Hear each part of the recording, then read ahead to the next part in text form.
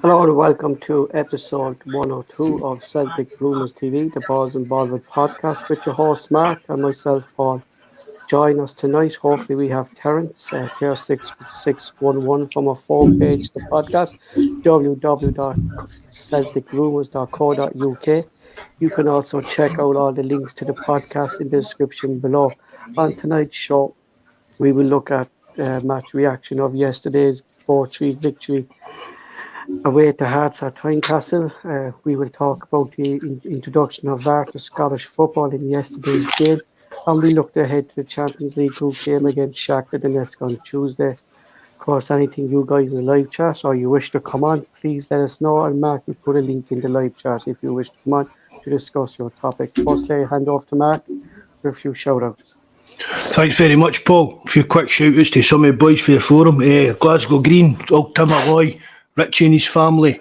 We John United Ireland as well. Not seen him in a while. Who have we got in the live chat? Mikey, evening Mikey. Big shout-outs to Mikey. Mikey and Mrs. Mikey found out yesterday that it's a wee baby boy they're having. And Mark, so that's another wee addition to the Hoops family coming next year. So congratulations to Mikey and his wife. Bobby Sutherland, nice to see you again, Bobby.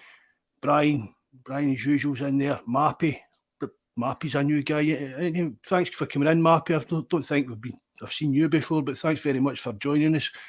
We're up at 613, 14 subscribers now. It's just creeping up a couple every week, but last couple of that live is that reaction, Paul, we done during midweek as well, man. That done crazy numbers again. That was 416 or something the last time I checked, I think it was. I'm not sure off the top of my head, but again, thanks to everybody that joins in the live chat, listens to us back through, whether it's YouTube or all the podcasting platforms. We really appreciate all the support in that. And as Paul says, the link to everything's in the description box below through our link tree. You'll get our Discord groups. We've got a video games Discord. You can join the Celtic pools or a link to our forum. You should all come along to the forum and stuff like that. Everybody's more than welcome. Bud.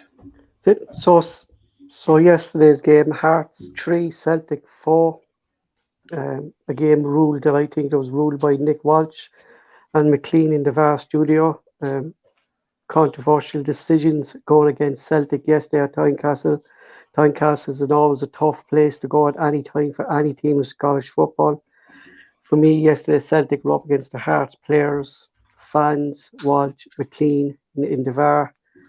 Lots to talk about, but this Celtic team showed character, going behind, getting draws through the game. A late goal by Taylor.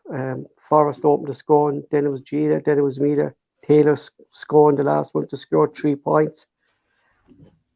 Keeping away from VAR for the Mortmark, it was a big win. Like, that was a big win considering throughout the game we were sluggish at times, but we've seen this team on the Ange Mark, they do show character. They do get the wins. Oh, definitely, Paul. That's a few games now we've kind of had to grind out results. But I mean, that's maybe not a very popular opinion, Paul. But I thought Hearts played well. I thought. See, avoid the VAR thing because that's going to go on all night probably. But see, if you were a neutral watching that game, it was a good game for a neutral to watch. I thought Hearts did. At least they came out and they had a real hard go at us. But again, Celtic just proved that they're a better team over the 90 minutes. I mean, it really was. I'm delighted for wee Greg Taylor. I've always liked wee Greg Taylor, as you all know that. I heard Bobby saying he hates Hearts, so I detest Hearts as well, Bobby. I really do. But credit where it's due. I mean, when was the last time Celtic went to Tynecastle and no, I mean, they weren't even playing dirty or nothing. Do you get what I mean? But that's the kind of game we expect when we go to Tynecastle, a real physical kick top and down the park game. And they really weren't. And I thought the wee guy Devlin in the middle for him? I thought he had a great game against us. So I think it actually adds to how good the performance and the result is for Celtic. That I'm saying that I thought Hearts played really well yesterday. But just going by what you said, Mark, like Devlin controlled the midfield, and when you sent me out the lineup yesterday, I was very confused by the lineup because we've always saying Ange, he goes and what team is right for the day. He studies the team today. He go and that's what we've seen him do. He tweaks his lineup for that particular game. But I couldn't understand, knowing how physical Hearts would be, why would he start Barnaby instead of Taylor and Aye, not and not being on Haksabanovic from the start as well, who would that give was that probably physical. a mistake. Mhm. Bernaby starting, I think that was probably Angie's mistake. Yeah, because in the lineup. most of the play came down the left, like, and you can't blame the young lad, Mark. It's a tough place to go to. Like, I think Mark it's more intimidating than Ibrox because the pitch is so near the stands as well. There in Tynecastle, you can see it there. Like the pitch is practically right next. It's an old stadium. Do you get me? The pitch is practically by but they need to fill it, Paul. Mm-hmm. I mean, for Celtic, there was a hell of a lot of empty seats in the Heart stand yesterday, which again, I mean, that just shows you if your fans aren't going to turn up playing, if you're going to be playing Celtic, I mean, your fans shouldn't be moaning about results and stuff like that if they're not turning up to get against games like that. Evening, Rod, thanks for coming in again, mate. Nice to see you. But just looking at their penalty calls, Mark, do you think they were penalties? Can you see why they were given? Or would you be against them? No, I think they were penalties. I think the two of them were penalties, Paul. Mm-hmm. I mean, was that clumsy defending Denmark by us? The Carter Vickers one, it was just... It was not as if they were like malicious tackles or that, Paul, but they were fouls, they were penalties. But the handball one was as much a penalty as any they were. Well, there's a lot of people kind of coming out, Mark, talking about that, like old pundits. Bobby Madden actually came out today, and he said that it was no penalty. But there's no doubt about it, Paul. I mean, it's a stonewall penalty as you're going to see, and you shouldn't even need VAR to see that. Yeah, no, look, I agree with you, like, but my thing is right, and I was listening to analysis today on the Premier League. This fella Gallagher was talking about it, and people were saying, why didn't Nick Walsh go over to the monitor? And he said, well, it all comes down to McLean. If McLean says, Grant, I'll go at your decision, Nick Walsh is going to think, Mark, he made the right decision. Do you get me? So it was McLean. It's one of the things the problem I hate about this VAR. That should be the referee. See, if there's a VAR call, it should be the referee that goes out to look at it, and the final decision should be done to the referee. The guy up in the gantry, the kind of head of VAR or whatever you want to call him, he shouldn't be making the decisions. He definitely shouldn't be. But one of the fundamental rules of football is the referee's decision is final. But if the referee's not making the decision and it's a guy just sitting up there and telling it, I mean, for a referee not even to go there, I mean, they spent long enough with the Carter Vickers one. What was the first time they used VAR for? And it went on for an eternity, and yet he's not even going out to check. Which for a guy that's sitting watching that on a screen like we were, and even in a replay, to not even get the referee out to look at that or to say to him, no, that's a penalty, is absolutely ridiculous. And they're on the telly and they're saying, oh, there's always teasing problems when there's nothing to do with teasing problems. If you can't see that that's a penalty using VAR, then there's something far wrong with it. Far wrong with the setup. Very impressed with Moy again yesterday, Mark. Very impressed with him. I thought his passing again was but I think O'Reilly seemed to be anonymous yesterday. I think, as you rightly said there, Devlin controlled that kind of midfield battle. We're screaming for this player to come in and this Allegal player to get a run of things. Like it baffles me that he doesn't see it. It really, really does. Like when you see a team like Hearts, Mark, that Hearts aren't going to sit back. Do you get me?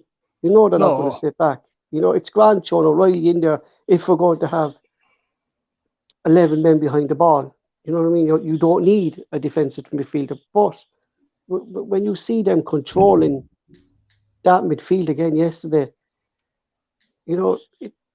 it makes me think what Bobby's saying there, that is true. Moy is slow. He is, but I thought he's playing better than I expect him to, Paul. I said that to you the other night. Do you know what I mean? I think he makes up for it, Mark, with his intelligence. You can read the game a bit like... He can read it like Beaton. Your Beaton type. Mm-hmm. All right, Ter. Good evening, lads. How are we? Good man. Thanks for joining us again, Ter. Mm-hmm. No worries, lads. No worries. We're just starting there, Terence. We're just talking about the performance yesterday. We're going to talk about VAR kind of later on, but we're just talking about performance. And look, it's coming back to what you were saying in the live chat again, and I was saying in the live chat yesterday, is that midfield battle was lost again yesterday, Terence. Yeah, it was a gutsy performance. In fairness, though, I said they got away with one. It wasn't looking good, to be fair, at one stage. But yeah, I agree with you, Paul. And like that lad Devlin, the Australian lad, like he was allowed flying into tackles. He was allowed, clatter into fellas, and we didn't really have anyone to do that back to him. You know what I mean? Mm-hmm. They got away with it, but I agree with you, Paul. I don't understand, and as I said to you, I said it to you on the live chat. I don't understand how they don't think that they can play with this. It's not like its problem is it's not like an old style defensive midfielder that just sits there.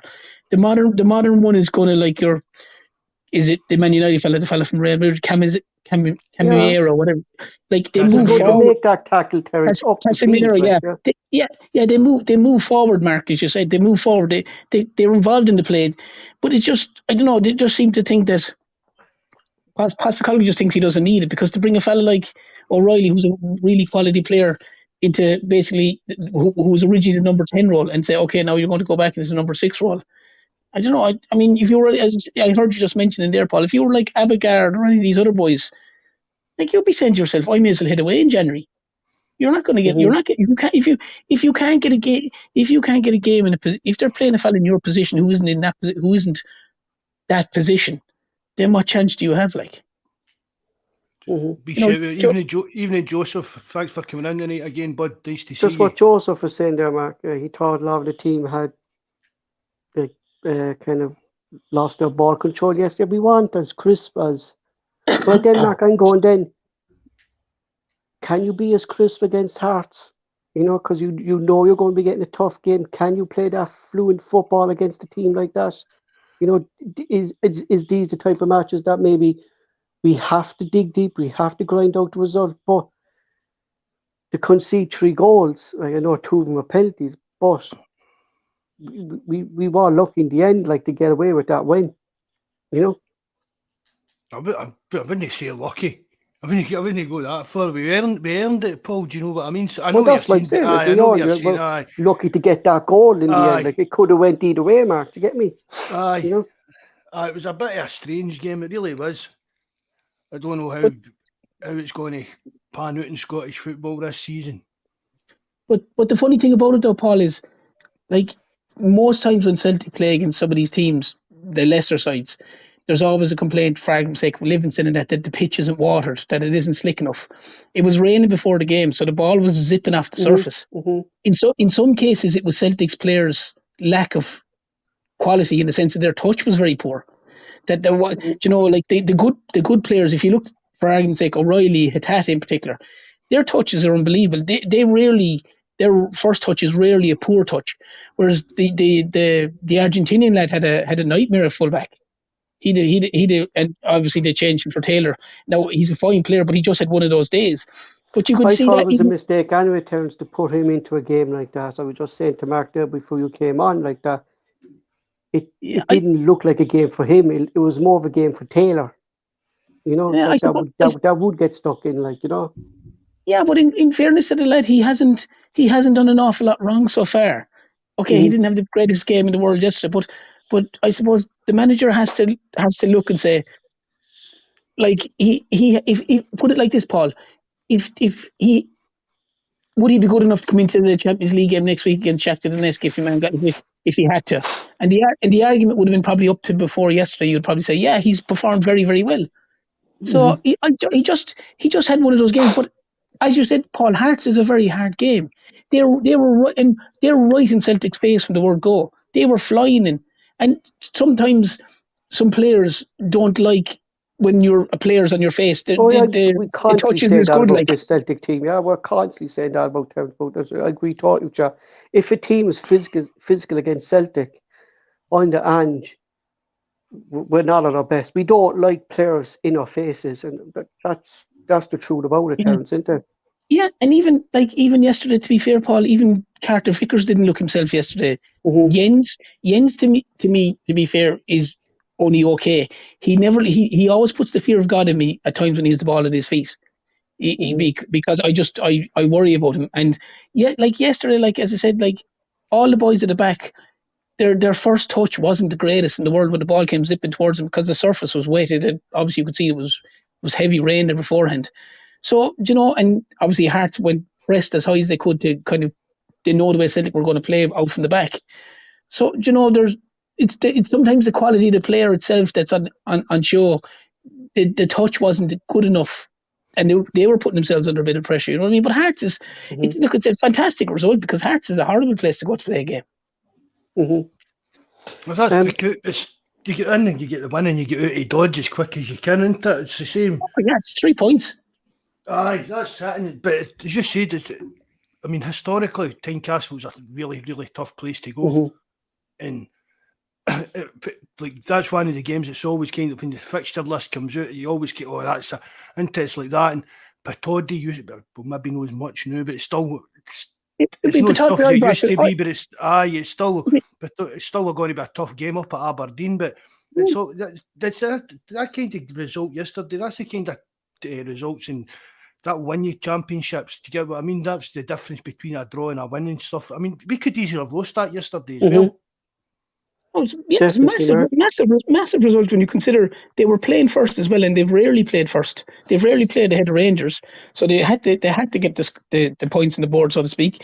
They done that, and you saw what happened following it. The other crowd dropped points, so it's a fantastic result for Celtic yesterday. Like, just to go to what Brian is saying there, Mark. Good to see Merida scored again.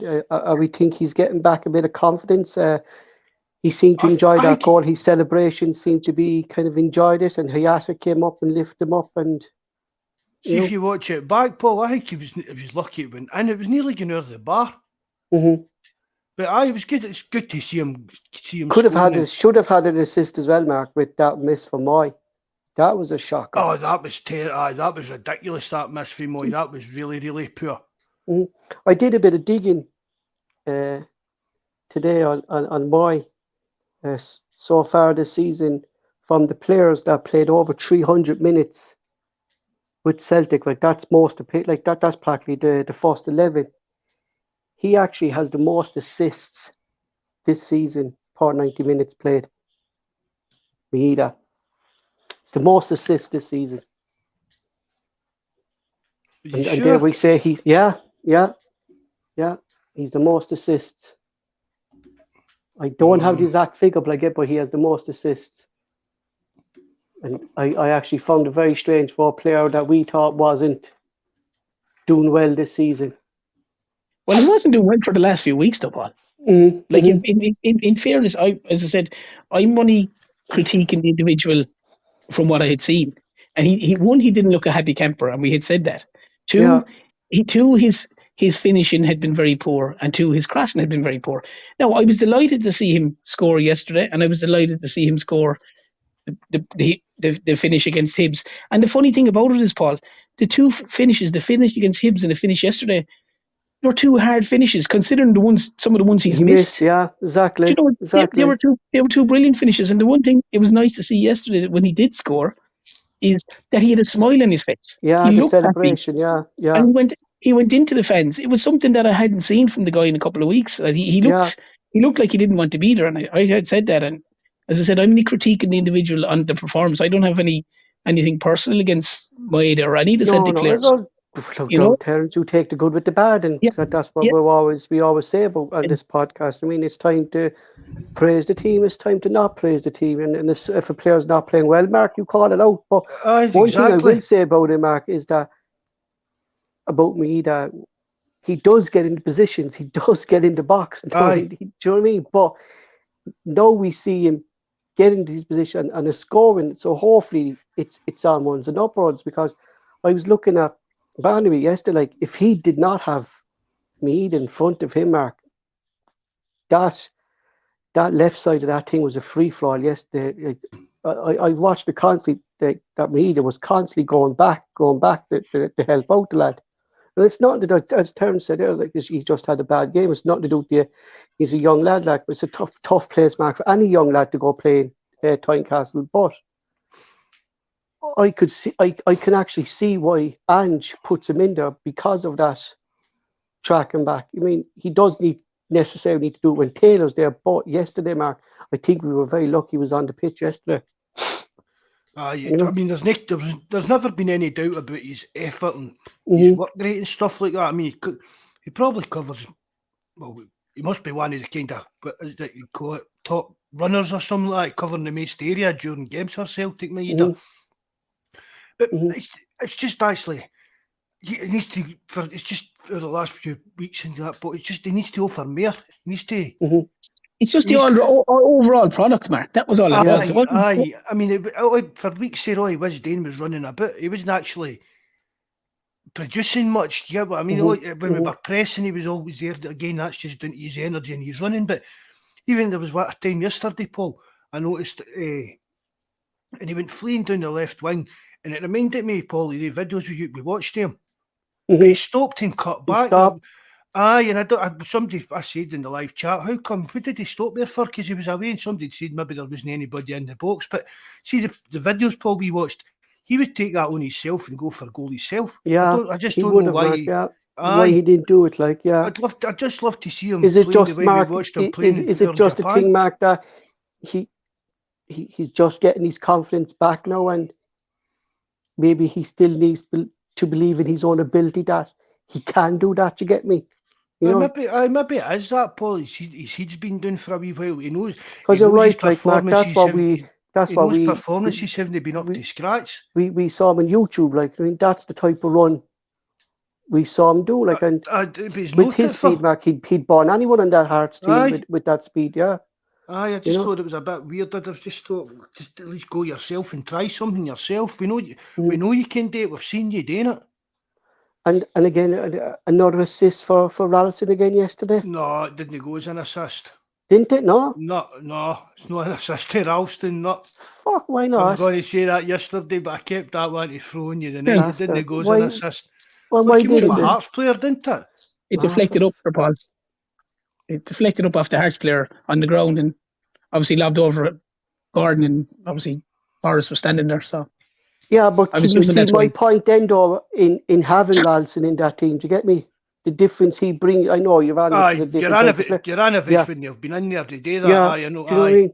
You know, it's just positions, Mark. He gets it. And do you think it was JFP that said in the live chat yesterday, Mark, that he is one of the best crossers at the moment in that Celtic team? Like, he can't produce a deadly cross. And there isn't that many. No, there's not. There isn't that many. Do you know what I mean, sir?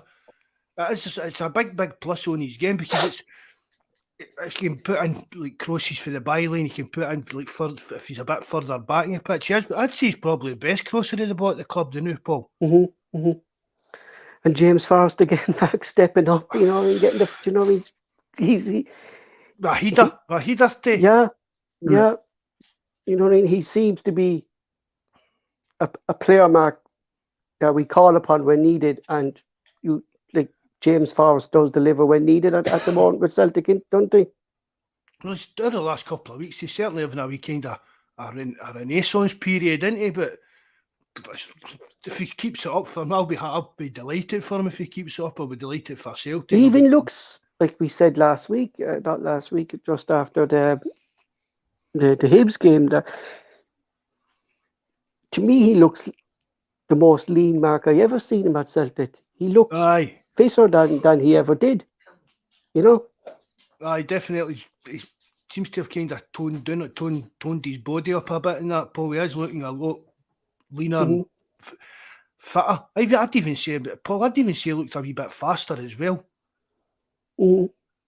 see like last season in that, we were saying he's kind of he's lost his pace, or maybe he's lost a bit of weight, and he's fine. I'm not saying he's as fast as he used to be, but yeah, exactly, Mark. He's not carrying that weight. Moving a lot. He seems to be moving a lot quicker than he was kind of last year and stuff like that. I get you.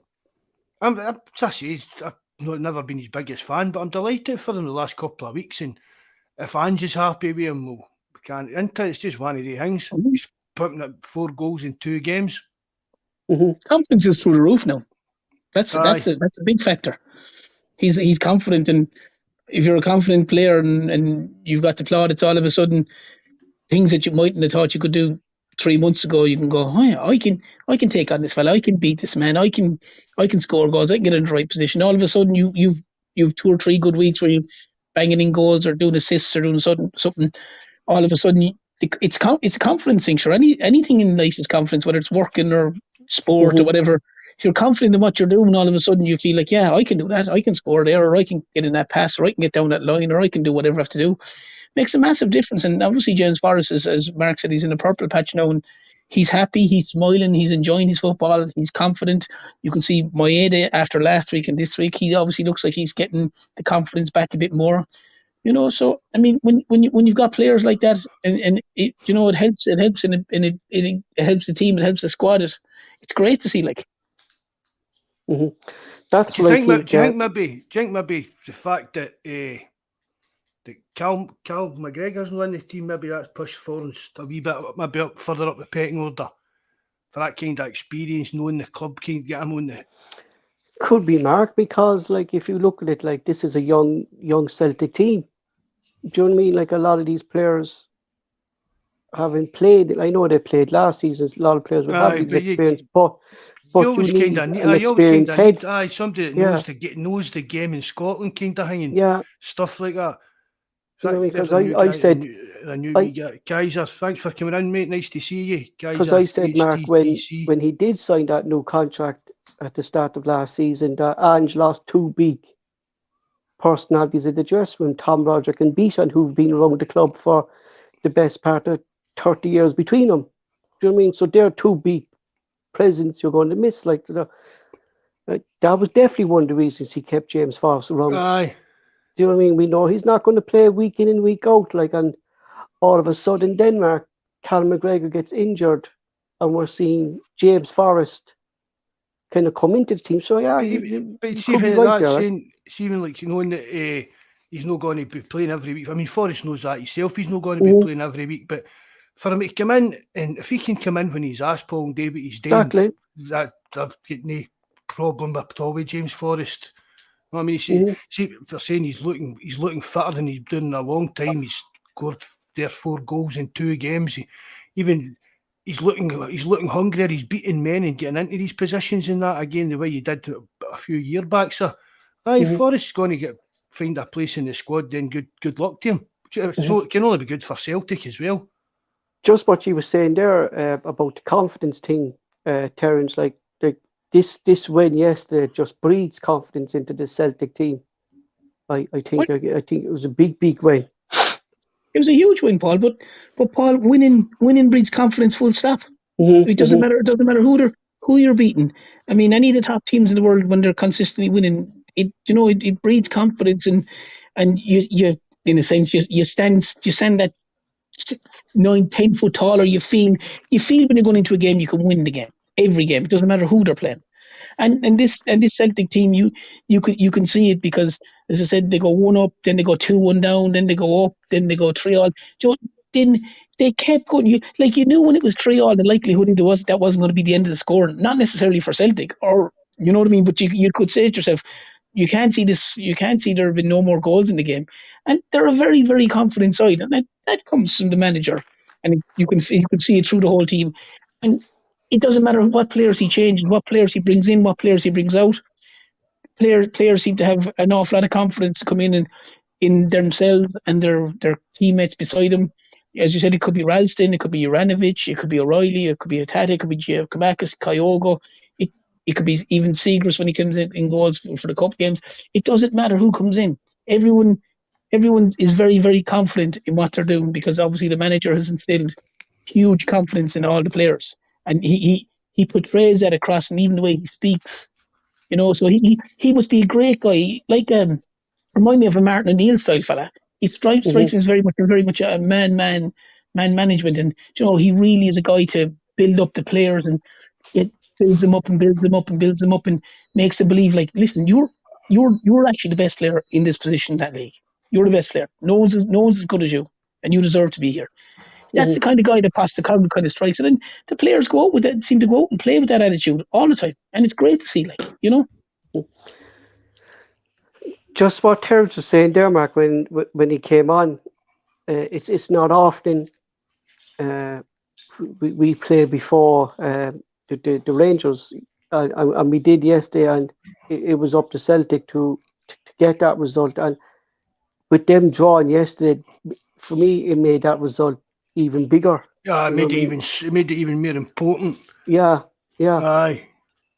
Because could have went either way, as you said, Mark. It could have. I definitely wasn't expecting that result at Ibrox yesterday. That really wasn't. So, that was another bonus for us. It'd have been better if it could have just stayed at the 1-0 for Livy, right enough. I know. But, Hail, William. Nice to see you again in the night again, bud. So moving on. Just to go with that, Paul, we knew Rod's saying that. What position do you guys think we will strengthen in the transfer window? I was thinking of this earlier on. Centre forward? I thought we'd have signed a centre forward. We spoke about that. I thought we'd have signed even maybe a young loanee that was a bit different, maybe when we went for Edward on loan or something like that, or like an old aging guy, because he's not going to get much game time unless Kyogo and Giacomakis are out. But that's a hard one, man. It really is a hard one. Centre forward or centre back? Centre forward or centre back is the only two positions I could see. Yeah, I'm really looking at you there. Like I think we don't need any more midfielders. No, we consider what we have in the team. Do you get me? But Bobby's just said he'd like a CDM. But we've got CDM. But we don't have that. We have them there. Do you know what I mean? So my problem is with Ange, Mark, is why is he signing these players? Do you get me? When he's not used, like what Terence said there about Oliveira, I might as well go back out and loan to another team in January, Terence. Do you know what I mean? Why are we bringing in these players when we're not? So we've James McCarthy, we've Allegard, we've Gucci, we've McGregor, or we see now O'Reilly can play there.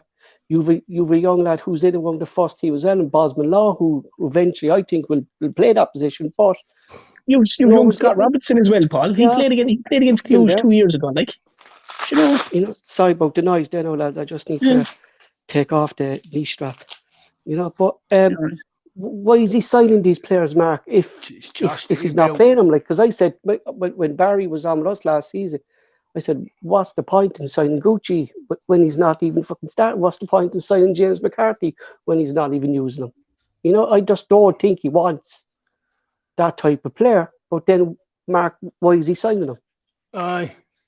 I don't know. It's something we keep talking about, the same thing, but even if he's not wanting that kind of out and out old fashioned, it's not even old fashioned, but that kind of just straight on CDM, just somebody with a wee bit of physical presence, a wee bit of snap about them, Paul. But we said that about James McCarthy, Mark, in the St. Mirren game. I mean, he doesn't have to be like it's like what Terence is saying there.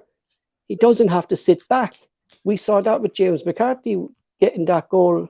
What was it, St. Mirren or Ross County when he made that tackle? St. Johnson, yeah. And there was nowhere we were scoring that goal because no one on that lineup that started yesterday would pull in that type of tackle. Do you get me? But the funny thing about it, Paul, is, and again, I mean, this is only my observation of it. Like, if Postecoglou has changed O'Reilly, who's like your Rogic role in the number 10 role, and brought him back into that role, surely to God, he can go to Allegard or McCarthy or Gucci. Look, this is the way I want you to play. I don't want you to sit here, but I want you to be kind of the main focal point of the attack. I want you to be pushing up, but just a little bit of cover there. Just a little bit of cover, but don't physically sit there. But it's like Paul just said, Allegard there. Like, Michael knows his football, right, big time. And he's saying that Diego Simeone wanted to sign him for 20 million or something there. He said there recently on one of the podcasts, like, so if Diego Simeone was looking to sign this guy from Rubens Kazan for 10 or 20 million, and he's coming to Celtic and he's not getting a game, like, it's and in a position where we all feel that we should have someone, and it's like, as Mark said, it's not the old style, for argument's sake, Peter Grant sitting in front of the back four. Even Scott Brown. Scott Brown to a lesser extent, kicking lumps out of people. Like the modern day guy, like your Oligard or Gucci, and that's not their style of play. They break up play. But they're still. What did you call it, Paul? Was it an attacking defender or something? Was it? Is that what he called it? Yeah, that's what he called. That's what he used to call him in Japan. It was a defensive attacker. He called it, not a deep line, a defensive attacker.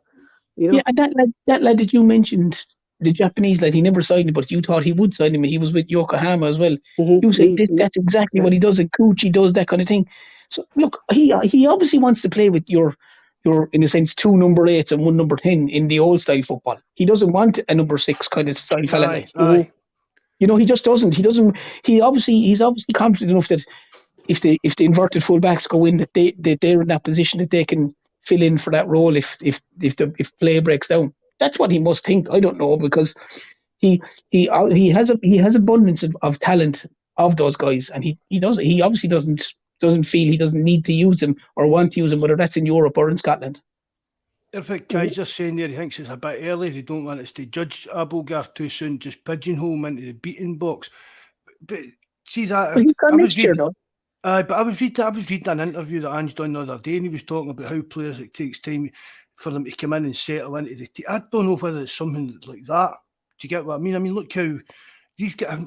It was like basically last year he needed to kind of rush everybody into the team, whereas this year he hasn't needed to do that. So I don't know whether it's just Abelgar's how much fit was he played lately, like before this, Paul, with all the stuff that was going on in the Ukraine and stuff like that. So maybe it's even something like that. Or anything like. Aye, so maybe it's just even something like that. And maybe in maybe after the World Cup we'll actually see him getting like a lot more game time. Because I remember, how's he going to get game time though, Mark? Because McGregor's going to be back after the World Cup. Well, that's Angie's problem, isn't it? No, I know what you mean, but if they're putting O'Reilly in there and James McCarthy is there, and okay, if Gucci's maybe not back, but they can't say that they're all not fit to play. There's no way that they're not all not fit to play in that position. Like Paul named off 5 or 6 guys there. There's no way that they're not all fit not to play, because they're all on the bench. Do you think going forward, Ange will realise that he doesn't need to pick Mark every week? I was just about to say that, Mark. I was just about to say, kind of slightly different. I was saying, does he realise now that maybe he can actually play McGregor in a more forward role than having him in that deep line role? You know. I would much prefer to see McGregor like pushed up a slot kind of thing, playing a bit more. Because if he is going to play those 3, if he is going to play those 3, right, Hayate, O'Reilly, McGregor, realistically, going on what we're seeing, I know I thought he was a bit anomalous yesterday, but of the 3 of them, O'Reilly seems to be the one that has a bit of bite. You get me? He'll win for a tackle. So if he was playing the 3 of them, I'd play O'Reilly in the centre, not McGregor. Do you get me? I would do that as well, Paul. I would play O'Reilly in here rather than McGregor. I mean, see, if we're going to be building, trying to better ourselves in Europe and that, Paul, we're not going to do that with Cal McGregor sitting in that position. Do you know what I mean? It's not going to happen. He's been exposed in the Champions League that he can't play in that position. And if Ange has got to see that, because it's blatant to everybody else. Do you know what I mean? Even at Real Madrid, he was poor. In Germany, I thought he was poor. So if Ange wants the team to improve, for me, it's got to be in that position. Whether it's somebody at the club or somebody buys in, but that position has got to be improved upon if Celtic's got to move forward as a team and progress as a team. Did anybody with a bit of class is just going to rip us apart in that midfield? We saw that, Mark, and Aye. we kind of saw that yesterday with the lad Devlin kind of controlling that. I thought he did a great midfield there. game. Yeah, he did. I thought he did a really good game. Aye. I mean, Yeah. he was getting into tackles, but I mean, he wasn't getting away many fouls or that as well. I mean, But you know what you get with him though, Mark? He's always like that. He's a real feisty style player. He always anytime he's played for Hearts against Celtic, he's always been exactly that type of player. He's a real battler, a grinder, and he never shirks out of it. Like, and I suppose the fact he's Australian and it helps that he's trying to impress obviously Postecoglou. Like, do you think that maybe that's part of it? I'd say big time, of course. Like, I mean, if a fellow countryman like that and you're a manager of Celtic, you're kind of going to yourself, I'll try put on a show here for this guy and show him what I can do. Because I mean, at the end of the day, Mark, he got around the park. He got up and down the park. He had a cracking game. He was biting into tackles all day long. It would surprise me, Mark, if Ange went for him. Really wouldn't. It would surprise me if Ange went for him. Oh, I'm not going to judge him just on one game yesterday. No, I know that, yeah, but it just wouldn't. Really did stick out for me. It just wouldn't. To be honest, I'd probably have gave the guy man of the match. You know, it just like you're going on there about a player that we're missing. Like, not just you, like all of us, a player, but we saw that performance yesterday from a fellow Australian who probably Ange knows about anyway. And maybe Ange would probably think, Mark, he's a player who could do a job for him. That is what we're saying, because he was putting in tackles there, Mark, but they were fair tackles, Mark. They weren't nothing over the top. No, he's a hard tackler. But from what I can mind off the top of my head, Paul, he didn't give away very many fouls at all. No. It was getting in. I mean, they were hard. Just says they were hard tackles, but he was winning the ball cleanly and covered every. Again, he covered. Got a good engine too. I actually was got a great engine, like he was all over the place. Yeah, he did, Terence. Yeah, he did, and I mean, he was controlling Hearts play. Do you get me? That's what I think Celtic actually don't have at the moment, is someone controlling all game, Mark. I mean, every player seems to know what they're doing. Do you get me? Pass the ball fast, move the ball fast. But is there actually someone there controlling that? Do you get me?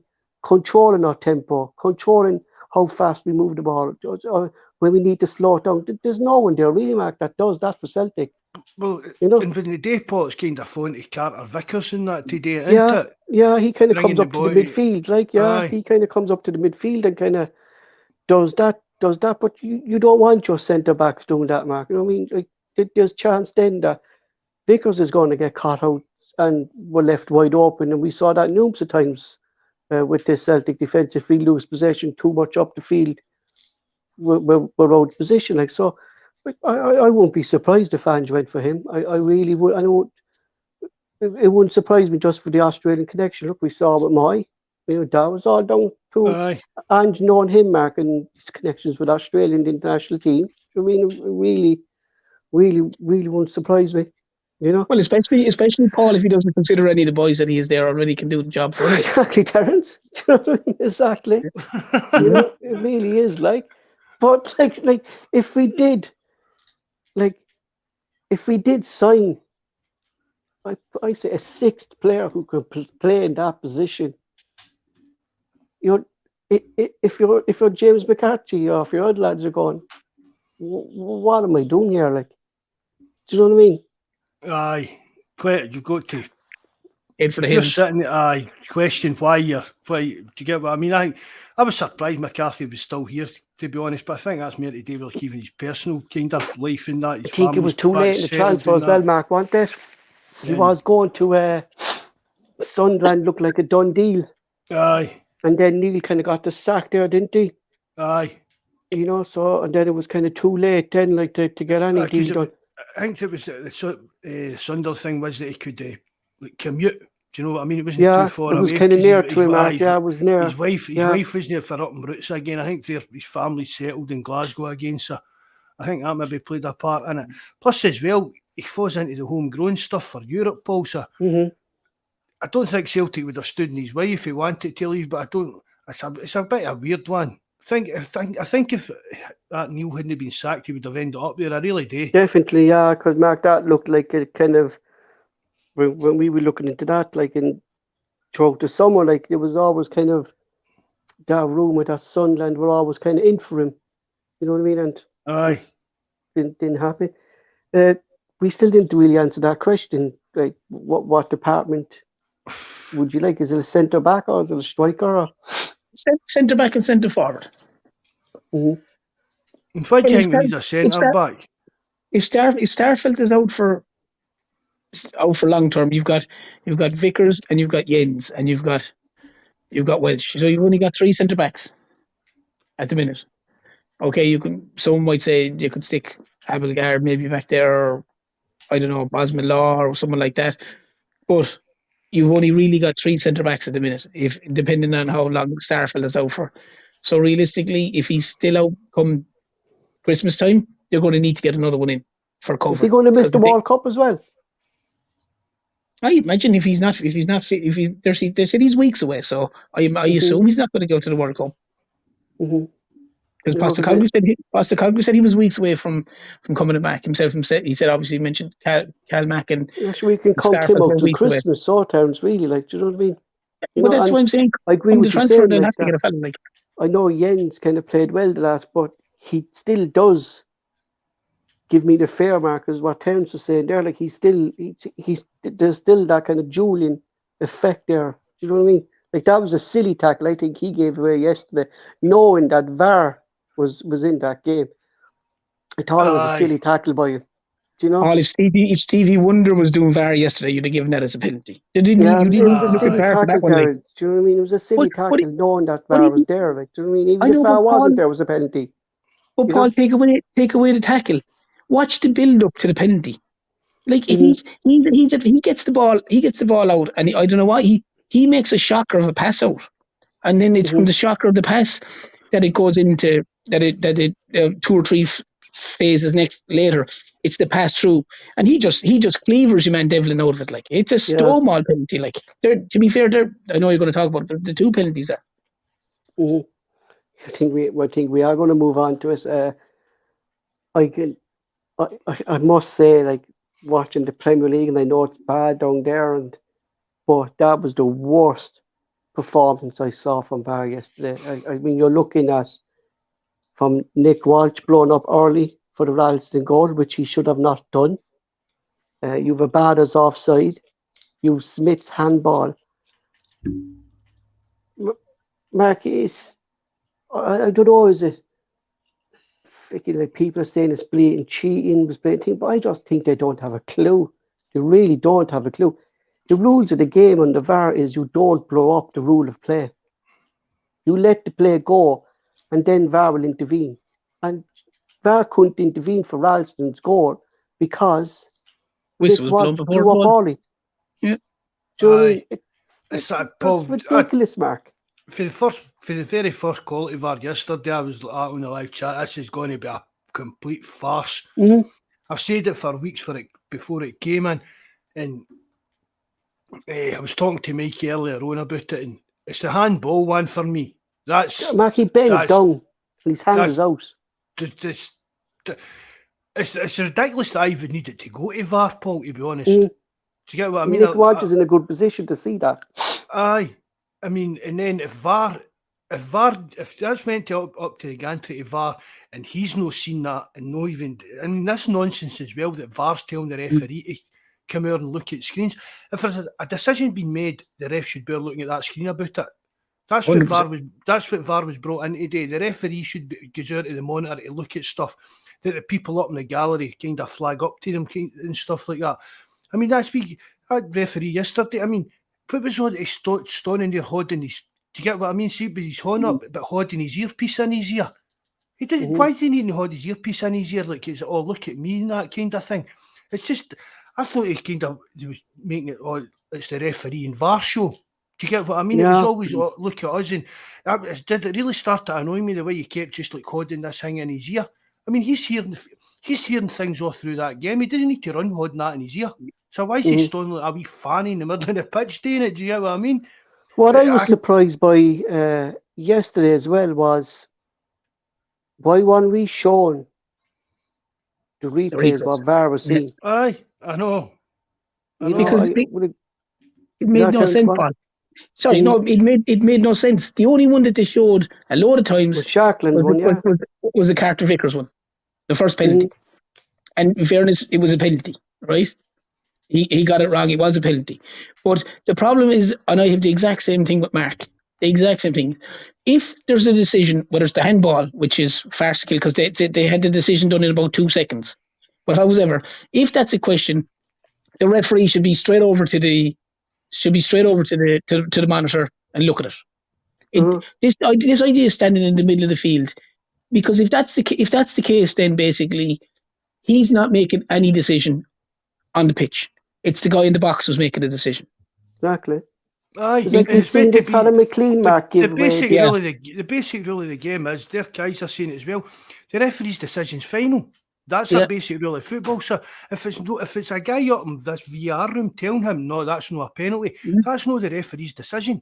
It's basically the way they're supposed to do it is like in the rugby. Tell the referee, maybe you got that wrong, have a look at this, go off to the monitor and have a look at Terence, isn't it? Yeah, something like that, isn't it? Exactly, but it's the same as what Mark just said there, though, Paul. The referee on the pitch can say, I don't feel it was a try. And the fella in the TMO can go, look, I think you need to look at it. I think it might be a try. He might look at it and go, no, I'm happy with my decision. It's not a try. Like the referee is the guy in the pitch who makes the decision. Welch was kind of listening to McLean yesterday, wasn't it? It was kind of what McLean was saying. But he should have run over every one of those decisions, Paul. He should be over to the monitor, and he can still talk to man if he wants to, and look at it and go, yeah, okay, that he has moved his arm there. I feel it's a penalty, or he hasn't moved his arm. I don't feel it's a penalty. Whatever stupid decision he makes, but he should be going over to look at the monitor, looking at the monitor for the Carter Vickers penalty, and then not looking at the monitor for the Snowball penalty, or not looking at the monitor for the other stuff. Then all of a sudden you're going, okay, you can't pick and choose which ones you want to look at. If there's a decision to go to VAR, run the 50 yards over there. Your hair won't get messed. It's okay. And it cuts out all this 5 minutes waiting, Terence. Aye, but what's the difference between him standing in the middle of the park, holding his wee earpiece in, waiting and getting told, or standing there next to the VAR monitor and looking at himself, and even if he's having a discussion with the guy up in the gantry or whatever, do you get what I mean? Even if they're talking about it, but he should be over there at that monitor, at least looking at what the guy in the VAR room's looking at. Do you know why? Even as Sean, do you know why he didn't go up to the monitor, Mark? Do you know why he didn't go to the monitor? Because he thought the VAR TV was an ATM machine. It was sort of, to me, that was the worst VAR television says. I actually thought it was an ATM machine at the side of the thing when they were showing. It's like a charity clothesbin with a telly monitor stuck on it. Like, I mean, like, we know there's cheating there, like, but don't put an ATM machine on the pitch, like, to give him money there and then, like, do you know what I mean? We put a puggy quiz machine or something like that. Yeah, it was shocking though, wasn't it? But you have to remember though, Paul, as well, as we were talking about this a couple of months ago before it came in, and the bottom line is, as I said, it's the lunatics running the asylum. It's all well and good having VAR, but we said if you still have the same incompetent referees up in the front looking at it, it doesn't make a difference. It doesn't make it. It's the goat running the lunch. That's what Chris Sutton said yesterday. Like, there's no issues with VAR. The technology's there. The technology's right. It's the people. It's the people looking at it. Doing it. Yeah. And that's what I've said though. That's what I've said all along. It's not really going to change anything. And no, I mean, they're not. See the thing as well, right? Nobody's right. We've spoke about it. The referees aren't answerable for the decisions that made during matches. So there's not even now we brought VAR in. They're not even coming out to explain why VARs came to this. To get what I mean, there's no accountability with the Scottish referees. There's nothing. Down in England, you have a few bad games. You're getting pulled up, and you're maybe getting demoted. That's why I told you that, Mark. Was it O'Reilly and Mason there? They made a shambles of a VAR decision between them, and they were suspended for the next game. Suspended, taken out of VAR. But they're up here. What's going to happen? What's going to happen to them after the decisions yesterday? Nothing. Nothing. They're not even getting held to account. The managers aren't even allowed to get in and talk to them, or the press aren't allowed to ask them any questions or nothing. It's a shocking system that Scotland's got in the referees. It really is. It's ridiculous. I don't think any other country in the world would have a kind of our refereeing system and find it acceptable. I really don't. Even But that why can't Abada that? goal is questionable, like Terence, with no lines there. You know what I mean? Oh, Like yeah. we saw them all season. You know what I mean? And But we didn't I see them get you, Paul. yesterday. Yeah. And that's fair enough. Look, and to be honest, Paul, in regards to the offsides and stuff, fair enough. I know what you're saying. The Abada one, he flagged and he went through and he scored and then he flagged. They could maybe look at that definitely. They But didn't, it's yeah. the handball ones and the penalty ones and other ones. It's these ones. Like, I mean, the problem is, Paul, is like we said this as well. That game was on Sky. There's absolutely no reason that someone in London couldn't have been looking at that game and doing VAR. Mm-hmm.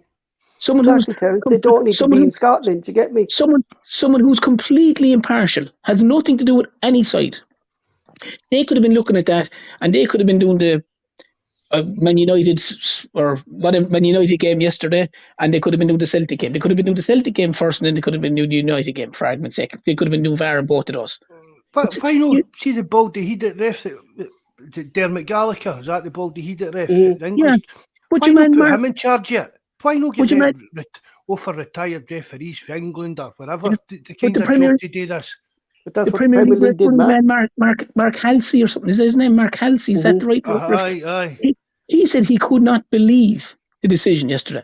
I saw that. He wrote up, how in God's name, he said, did VAR not think that was a penalty? But did he as well say, Terence, that maybe because now they have VAR, that maybe the referees will actually come under pressure now to actually make these decisions properly? Now that VAR, like, they know they're not going to get, he was saying, like, that they're not going to get away with this every week in and week out. Like, how are they going to do it? But how do they know, Paul?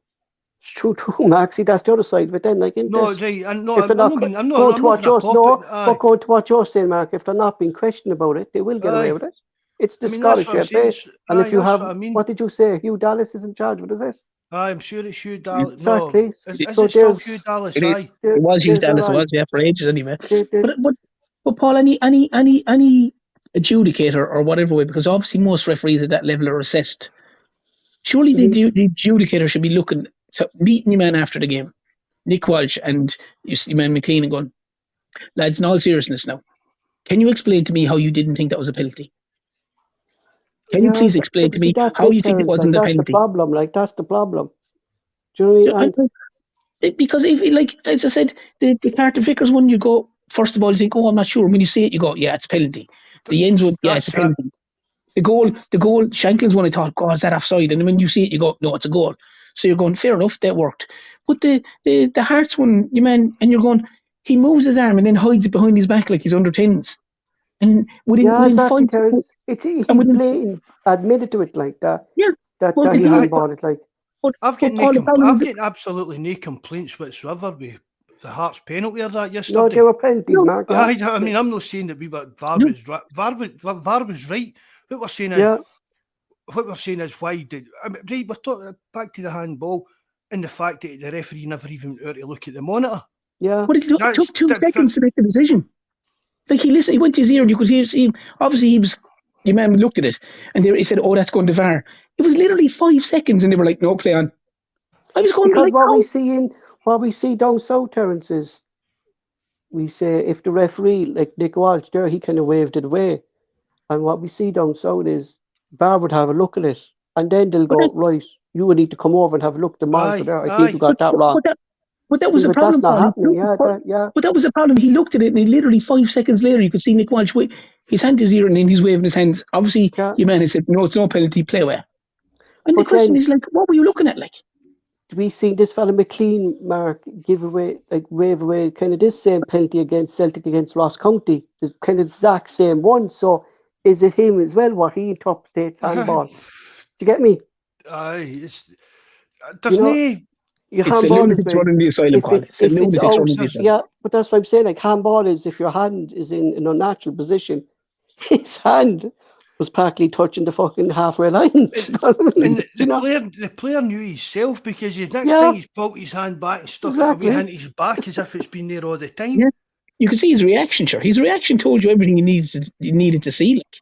But look, as I said, Paul, if you're going, Mark has said it, we've all said it, VAR will only work if you've got proper people running it. Yeah, And once exactly. you've got Scottish referees running VAR, it's all it's going to do is it's just going to highlight how bad they actually are. Rather than the referee what not I giving the found decision the first time, they interesting won't give the second time either. was Ange's press Reaction. conference after the match. Mark, he said a lot of managers in the Scottish League are complaining that Celtic get too many decisions inside the box and things, and we haven't got a penalty since last April. Yeah. We're only taking them in training. Taking the training ground. I was talking to Mike earlier on. He drew something to my attention. I went and had a look at it. See the handball penalty, VAR penalty decision. See if you look at it, that Robbie Nielsen standing in the background like Clatmore at Ange and that, as if they get it up you kind of thing and that. And I didn't notice it at the time, but Mikey drew it to my attention. If you look it back, you can see it. I'm doing that. Do you know what I mean? He does. Yeah, he's clapping like mad, like. Aye, Robbie Nelson. He looks like that one out of EastEnders that had a joyride that took away her nose. What's her name? Daniela Westbrook. Yeah. The fucking two of them have never been in this. Better not talk about her than now, Paul. We could end up getting our videos struck or stories about her that we can't talk about. Right, I know about her. I'm just saying that they've never been in the same room together. So, was anybody at Lana Will's birthday party? Well, oh, Jesus Christ. There was more people now at her orgy than that party. Right? That's what there was. Did you see it? Shocking. She's meant to have booked herself and that, and then kid on as a surprise party. Oh, just a pure stoter. So she is, man. Mm-hmm. He's a bad loser as well, though, isn't he? Robbie Nelson, isn't he? Bad loser, like. I don't think there's anything wrong with that, Paul. Do you get what I mean? It's just because we don't like the guy, we're using that as a like stick to beat him up with, but. Yeah. For that, I'm just delighted we pumped Craig Auden. His attitude is towards Celtic. Me and Mikey were talking earlier on about Van Bronckhorst and that, and see, like when you can, it's hard to dislike Van Bronckhorst. Do you get what I mean? He's not your kind of usual snarling, what you expect him to get as a manager kind of idea. So it's hard to. I think it's hard to. See, Mark, they don't like him, Mark, because he's saying it as it is. I don't have the money. I don't have the money to buy these players. I mean, the players we have aren't good enough to play the way I want them to play. Do you get me? Aye. You know, it's simple as like. I mean, if you want a Celtic manager to be a bad loser, do you get what I mean? You want players to be bad losers. You want if they get beat, you want it to hurt them as much as. We kind of think it's hurting us, and you want the manager to be hurt that much. You like Neil Lennon, Ronnie Dylan. Do you get what I mean? These guys that wear their heart in their sleeves. So I wouldn't use like being a bad loser as anything bad against a manager, to be honest with you. Could you honestly tell me that Van Bronckhorst wanted to keep Adam McGregor, Arfield, Davis? Do you know what I mean? That he wanted to keep them in his team to play the way he wanted to play. Do you know what I mean? Like, they didn't have money to replace them. Yeah, that's what I'm saying, Mark. He's no choice. And that's the problem with Rangers. Like, I seen him there today. 38 years of age. I seen him there today. They're linked with Tuchel and Pochettino. Aye. Tuchel and Pochettino. I saw that today, and I was looking, going, my God, unbelievable! Like, how could they be linked to them? Like, one of they're probably their best midfielders is 38 years of age. Yeah. Do you know what I mean? Do you know Steve? Like, whether you like Stephen Davis or not as a player, he was a cracking player. Like, do you know what I mean? He was very good. Still control the midfield in derby games, Terence, though, can't they? Because we don't have a player that can go in there and give him a tackle. Like, yeah, I know, but that's what I'm saying. You've got a 38-year-old in there. Do you know what I mean? Mm-hmm. You know, and look, not that I worry whether they crumble or whether they fall apart or whether they leave and go out of existence or whatever. All one to me, I no interest in Rangers whatsoever. But from as I said, Mark saying, I can understand what he's saying about Van Bronckhorst, because he comes across as a normal fella. Look, this is a fella who met Postecoglou in a coffee shop and had a conversation with him, and he was nearly hung, drawn and quartered from having a conversation with the Celtic manager, because he's a normal individual who wants to have a chat with the Celtic manager, who's a normal individual. as opposed to one of these fellas that's going around banging drums and roaring and screaming and shouting and all the rest of it. You know, It was the exact same, Mark, when that group of USA group got together when the USA manager was over there, remember? After the last derby, they crucified the fella stands and them, didn't they? In Tillsman or something. Aye. Because they're the best.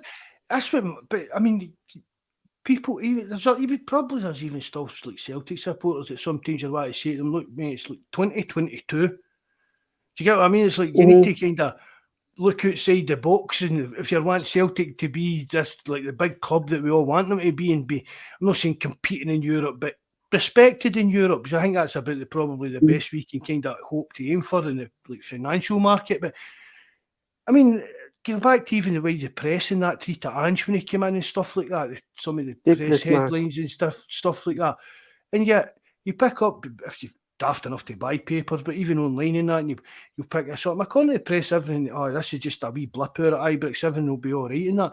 Everything's far from all right out there. There's some serious problems out there. I mean, that can only be good for Celtic as well. But we just, I mean, I'm not, a lot of Celtic fans, I've said this before, a lot of Celtic fans, I think, spend too much time reading about Rangers and worrying about Rangers and talking about Rangers. But I don't mind having a blather about them and having a wee kind of laugh. But for me, it's Celtic, and Celtic should just stay in their own lane and keep doing what they're doing and never bother what's going on across the city. Oh, yeah. Become what I've said to you, Paul, for 2 years now. Become the PSG of Scotland. Just be the biggest. Just everybody in the world will know that the biggest club in Scotland is going to be Celtic. We're the biggest, we're the richest, and nothing's going to stop us. Well, maybe a loss of league every now and again, stuff like that. But that happens. I mean, PSG they've lost the league the other year. Juventus lost the league in Italy and stuff like that. It was all the COVID season, wasn't it? All the big teams lost their league titles that year. So just stay in our own lane and just keep what we're doing and never bother about them. That's one of the good things as well. Peter Lowell being away, we've kind of stepped back from always needing to be like, what's it going to do for the good of the brand, the Scottish brand and stuff like that. Forget all that. Just concentrate on making Celtic better and the best they can be. Exactly. That's why. What did I see there? Remember last year it was the allocation. They came out, and it was actually Nixon that came out. Celtic will make their own allocations and decide who comes into the stadium. You don't decide on this decision at all. I mean, I thought if that was Peter Lormark, he'd probably say the exact same thing. Or we'll welcome fans back in. Like, you know what I mean? You know, just do what we need to do to take Celtic on, and it's up to the rest of the Scottish football to catch up with or try to catch up with. Celtic just look after their own house, and that's it. Don't worry about anyone else. Don't worry about what anyone else is doing. Just worry about your own, in between your own four walls and what you're doing. Anything else outside it is, as I would always say, Paul, control the controllables, not the uncontrollables. You can't control everything outside Celtic Park. You can control everything that's going on in Celtic Park and in Celtic Football Club. That's what the Celtic board, the Celtic management, Celtic players, that's all they need to do. Everything outside the peripheries has nothing to do with them. And I wouldn't even... But that's always kind of as well what Ange is saying. When they ask questions about Rangers, or they ask, mate, it doesn't bother me, I'm only concentrating on what's going on here at Celtic. We do our own thing. Like, you know, when they're asking, was he going to watch the European final? He said he was going to the pictures. Do you remember that with the kids? I mean, but Ange will watch every Rangers game because they're rivals. But he'll probably watch every Aberdeen game, every Hearts game. We know that he's admitted that he's addicted to watching football, so he's obviously going to watch opponents that are, do you get what I mean? So he'll be watching the majority of games in Scotland. I hope he doesn't have Sky Sports. He's watching League Two football instead of a Scottish match, Mark. No, he's probably got a Fire Stick. We Gavin Strachan have sorted him out with a Fire Stick, probably. Welshie TV. Yeah. But going back to VAR, seen it yesterday, Mark, do you think that this is the road VAR's going to go in Scottish football, that it's not going to change? We're still going to see these blatant mistakes? Kaiser. I live across the road from Ibrox. Wow. How can you... I couldn't stay there. What's it like in match days, Kaiser? That must be hellish, mate. Be like The Walking Dead. All the zombies walking there, and Lana Wolf's party in his front garden. Slanted Roof doing half-time tits outside Kaiser's house. Kaiser's married to Lana Wolf. Half-time tits outside in his garden. My God. And Abdu then coming in for a cup of coffee. I wear my Sorry, strips and Kaiser. match days. My Good bad. stuff, Kaiser. Good stuff, bud.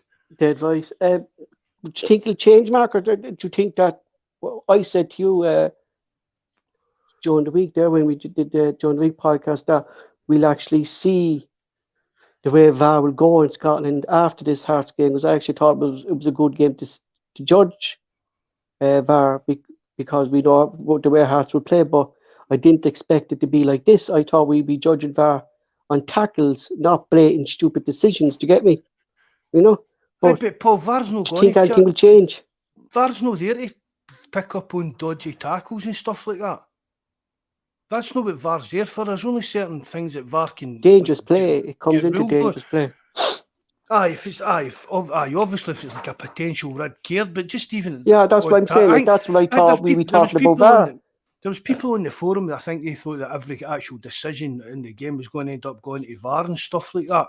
I mean, it's not really... But that's the way it kind of looked like yesterday, Mark, though, with Nick Walsh and McLean yesterday, didn't it? It just seemed to be every decision he wanted, as what you said there, he wanted to hold his hand up to his earpiece. Do you know? Like, it's very hard to get your rhythm of play going if the referee's going to be blown up and delaying play for 5-10 minutes. Like, it doesn't take 5 minutes to make a call. No. And if we're going to be doing that every game, it's three or four times they calls. Yeah. You Deef, thanks for coming in again, mate. Nice to see you.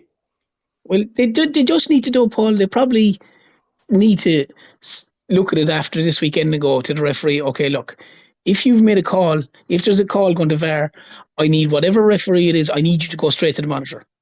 If they instruct the referee that you have to go to the monitor if there's a VAR decision pending, whether it's is it a penalty, is it a goal, is it a serious foul play, whatever the 3 or 4 ones it is, that you go straight to the monitor. If there's a goal scored and you're not sure whether he's offside, onside, you need to go straight to the monitor and look at it. In the meantime, while he's trotting over, the other fellas upstairs already look at it. They should look at it together and say, look, you need to make a decision within a minute. It's either onside, offside, penalty isn't a penalty, goal isn't a goal. It's very black and white. There isn't, red card rated. There isn't a million.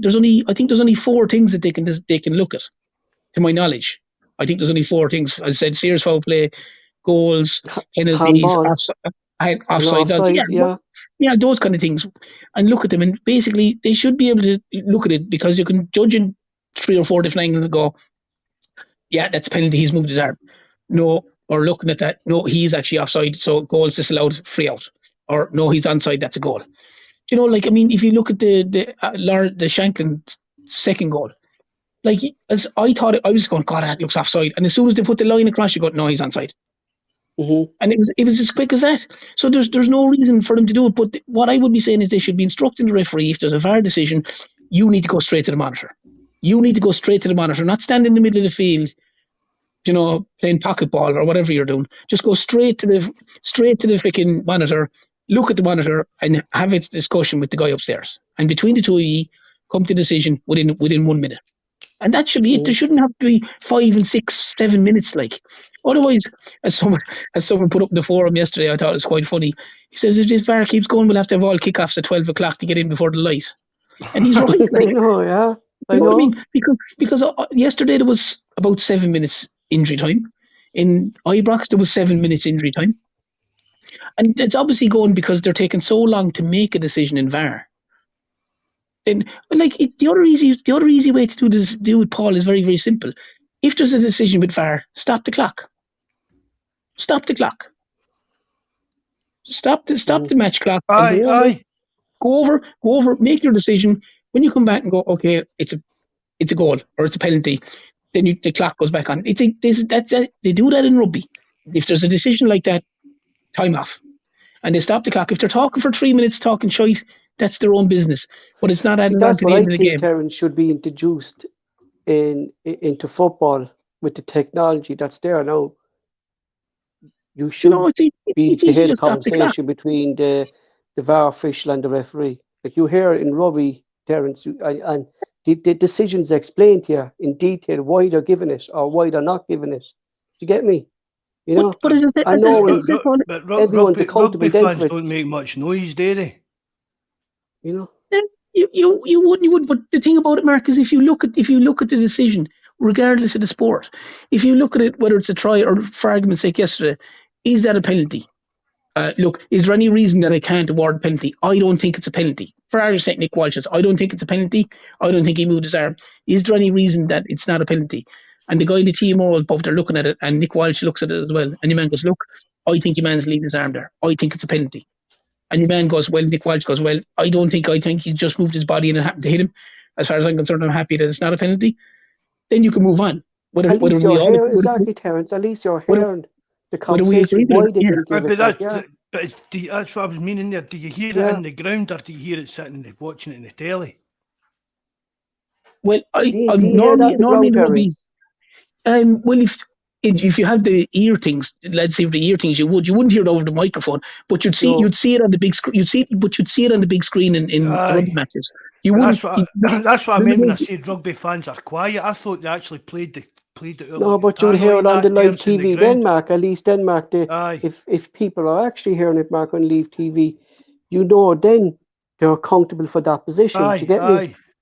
I know what you mean. I know what you mean. With the technology that's there now, Mark, it's a no-brainer. Like I wasn't sure, but I thought when Terence has said this to me before, I thought he meant actually at the game you could hear what the ref and the guy was talking about, or the big screens and that, but no. No, you couldn't. You couldn't hear them out. It wouldn't be mic'd up in the sense that it would come out of the live crowd don't hear it, right? Because I was a bit confused when you told me about that the other night when we were talking to her. But as I said, on the television, if the referee is on the television and it's a match like yesterday, and they'll go, look, I think it's a try. Can you tell me, is there any reason I can't award a try?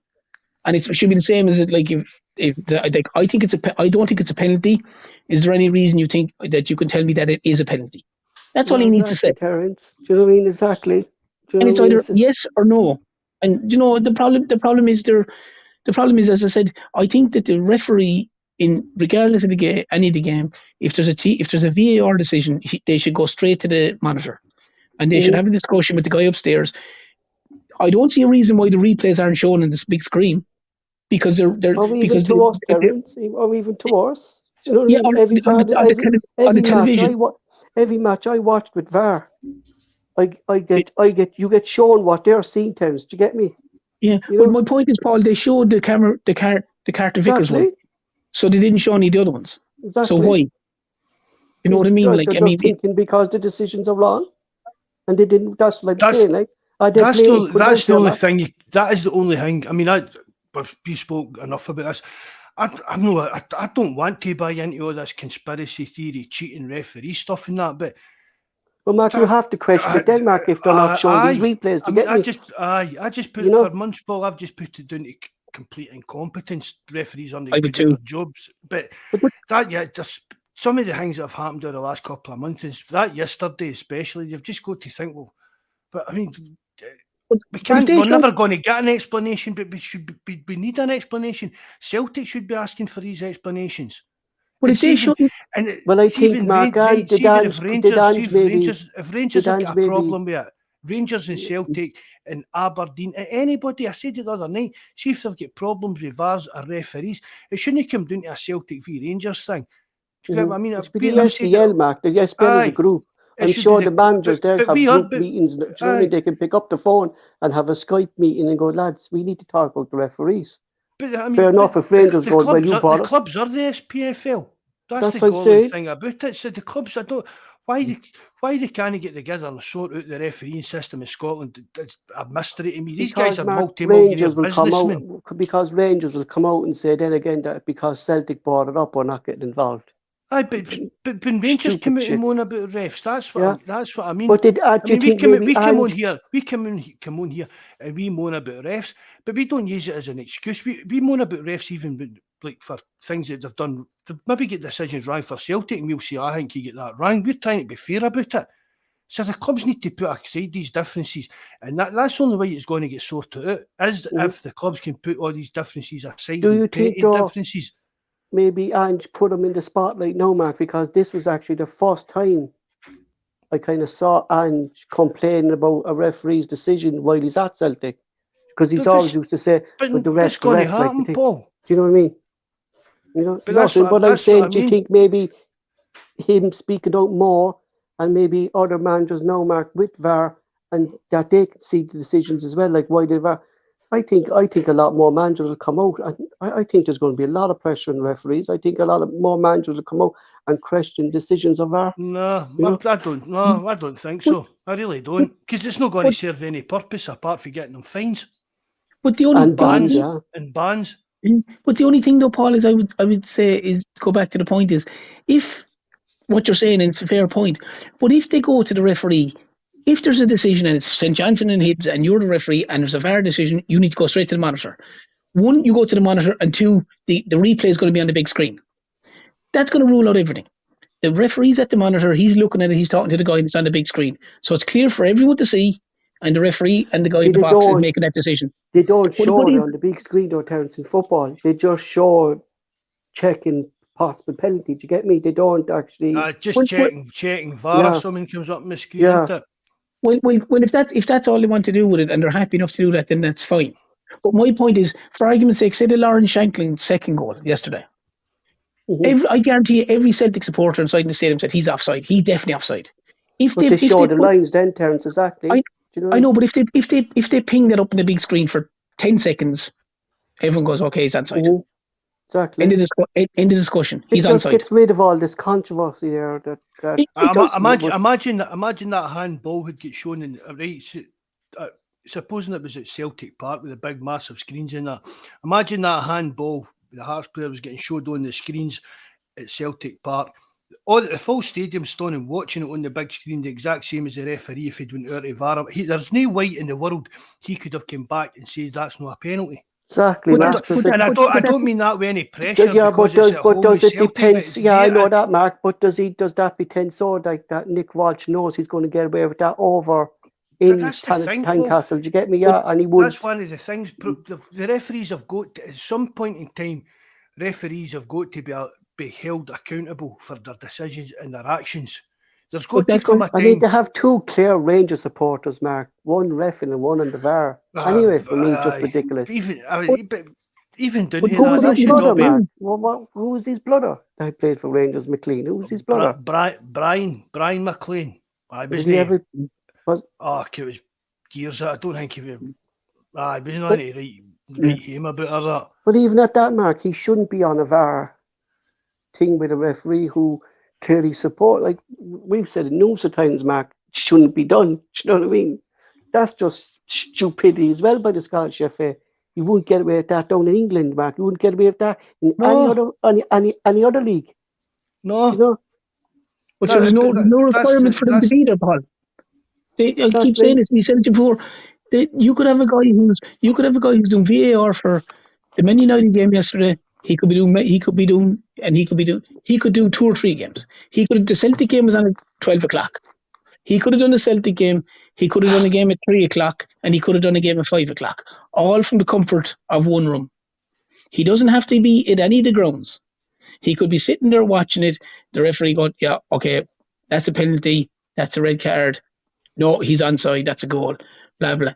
You know, you don't need to have, because it's in Scotland, we have to have John Beaton in the box, or we have to have Kenny McLean in the box, or whoever the hell. You don't have to have those guys there. You just have to have the referee in the middle and some guy supper. He doesn't have to be in Scotland. He can be down in London looking at it, in the studio in London, looking at 2 or 3 different games, one after the other, and doing VAR. Once he's a referee, an experienced referee, and he knows what he's looking at. Yeah, that's onside. No, that's offside. No, that's a penalty. No, that's not a penalty. It's not that hard to do, and they're making a mockery of it, I know. Sorry, Mark, go on. I know I've been on about it about quite a lot, in fact, about like UEFA taking over the control of the refereeing Definitely, system. Mark. But why not just even have UEFA taking over the VAR system? They're saying you can be sitting anywhere in the world watching. Do you get what I mean? It could be anybody sitting anywhere in the world with the technology we've got today doing the VAR job. So why not go for like an outside? Obviously we need to speak English today, the Scottish game. Do you know what I mean? But why did they not go for that kind of idea? And that takes away Mark, any questions of the neutrality applying the rules of the game. Mark, I think I told you about this off air. It's a trial thing. They're trying over in Poland in the lower league this year, is that they have the referees are mic'd up, and there's it's like the Scottish FA Division 1. Only some stadiums have VAR. They don't have VAR, sorry, but all the referees are mic'd up, and the head of the Referees Association go around to the matches and they watch the referees, but they're mic'd up to the referees and they can hear the conversations that the referee's getting off the linesman, the fourth official. And then if a decision's wrong, they'd question the referee after the game why he gave that decision, and so they're constantly under review. I think that's not what it's not what's happening.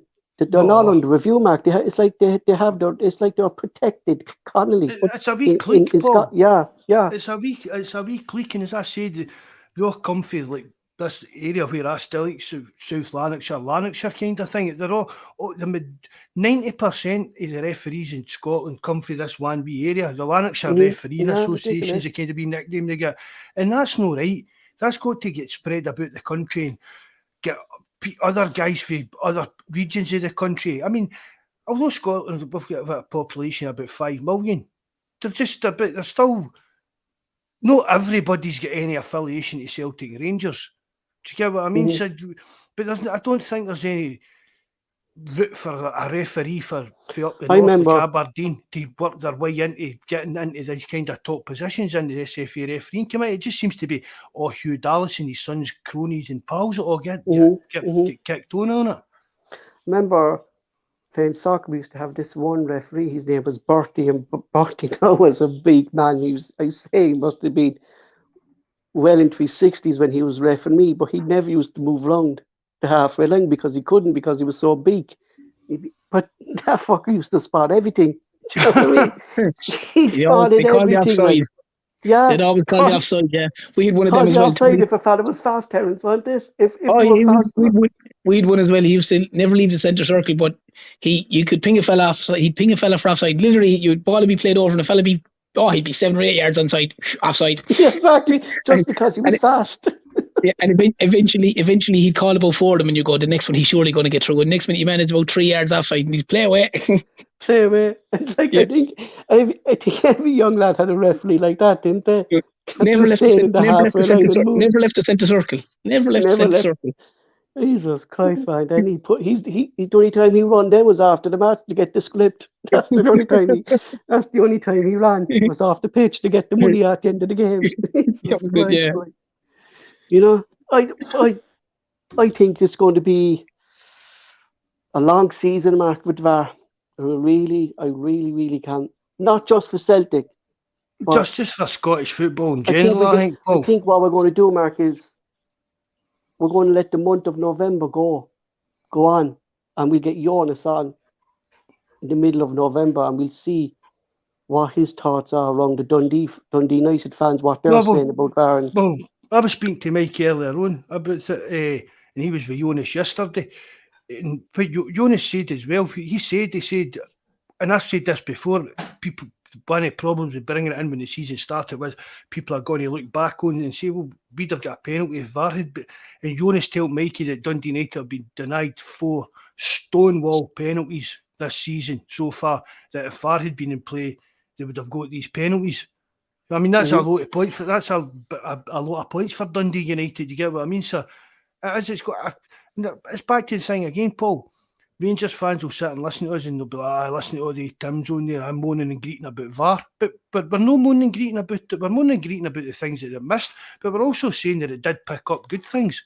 We're not arguing we're agreeing with the two hard penalties, Mark. We're totally agreeing with that. Do you they know were what I mean? penalties, they're not They were denying that, but it's penalties. the We things said that... Shakhtar was onside. Right, and Do you know what I mean? we won the game, so we're not greeting our dropping points. We're moaning about the fact that VAR, the first weekend it's been used, it's been good, but there's also been some really bad points about it in one game. That's the thing. One game. We'll see them more, when Tavernier's not their top goal scorer at the end of the season. That's what they will. But I said we'll see the Rangers fans moaning when Tavernier's not their top goal scorer at the end of the season. That's how we'll see it, Mark. We'll see. We have seen soft penalties given to them. So we'll judge it by that as well. Like if these soft penalties are kind of still being given, like, do you know what I mean? To be honest, Paul, I'm sure I don't want any decisions obviously against Celtic, but I don't mind VAR making a decision against Celtic if it's the right decision. No. I know that's going to sound, people are going to think I'm talking nonsense. I'm not, because for me, if it's going to come in, and for argument's sake, the Carter Vickers one, which he didn't give initially as a penalty, and then they looked at it and it was a penalty. Yeah, and when you look at it, you go, yeah, that's a penalty. Second one's a penalty. Their goal's a goal, and when you see the line, you think, okay, yeah, that's perfect. It's what I just want is the consistency, Paul. That they go, you know what, okay. Do you know what was always puzzling as well, Terence, is why Jens wasn't sent off. But that's another one. That was a second yellow. That was his second. It should have been sent off. Like, it was his second yellow. It was a blatant foul. He didn't play the ball. But that just goes back to how bad the refs are. Yeah, that just shows how bad the refs are. That's the problem. You know what I mean? That's the bigger issue rather than VAR, Paul. It's the problem is it's the people who are officiating the game and the people who are officiating VAR, and the two of them combined aren't good enough to do either of the jobs. So that's where the problems will arise, because you're going to have ridiculous decisions like yesterday, like pulling up for the free kick that was no free kick because the Hearts fella fell over because he couldn't, because Jackie Mackis out-bustled him, or the handball. That's where the issues are going to arise, where you have a referee just he's not good enough to referee at that level, and the guy who's in the VAR box isn't good enough to do it either. You know what I mean? And that's where the problem is, and that's where people are going to go, oh, VAR is rubbish. VAR isn't rubbish. It's the people running VAR are rubbish. What about the kick, the Joe Hart's kick out as well, that the linesman gave offside for, like in stoppage time? Oh, sure. Your man was about 10 yards onside. He gave Giamakis, wasn't it? It's a completely utter bizarre decision. But Mark, that's something with the greatest respect you get used in Scottish football. Taking away VAR, the level of incompetence from the linesman anyway. Don't they? Yeah. It's like they don't know the rules of the game. Well, you don't know whether they don't know the rules, or they're just not good enough, or they're just openly biased. It's one of those three things. Yeah, a mixture of all three.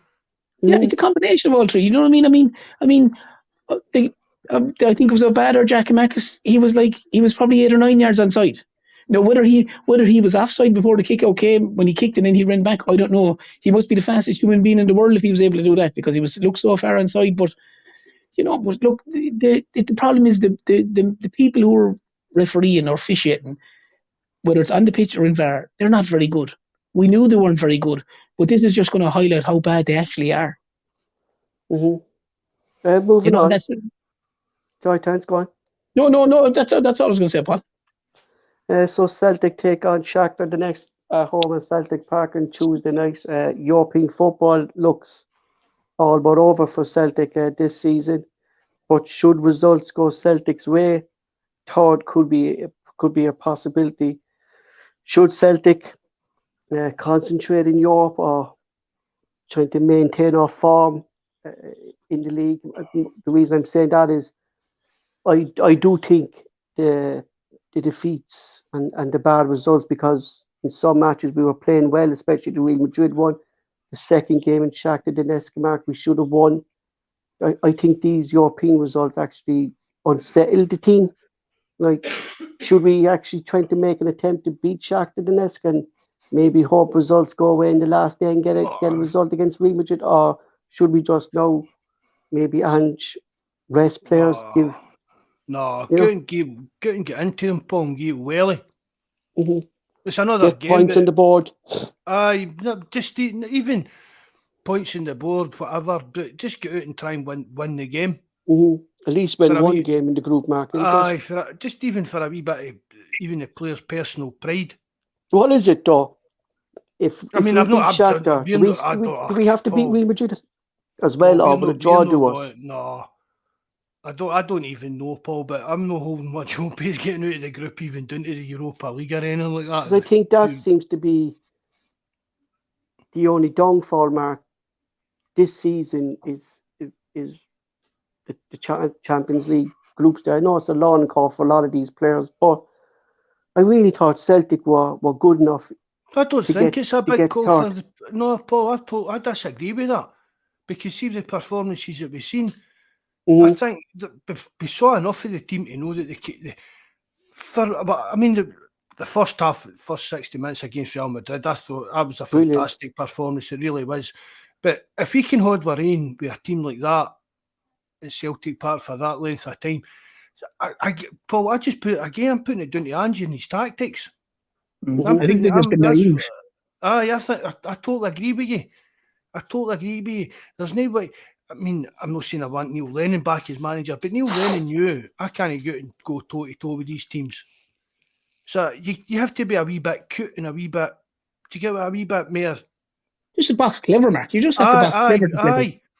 I mean, nobody would have complained if Ange had played the pure defensive kind of game against Real Madrid or that, and we'd end up even getting a draw, even getting beat 1-0, 2-0. They really wouldn't have, because that's what you've got to expect. That it's like us coming up against your kind of St Mirren's and your St Johnsons. These teams are going to defend and park the bus, and it's up to right. It's maybe no pretty to watch. It's up to us to break the teams down. So we've got to look at it when we're up against the Real Madrid.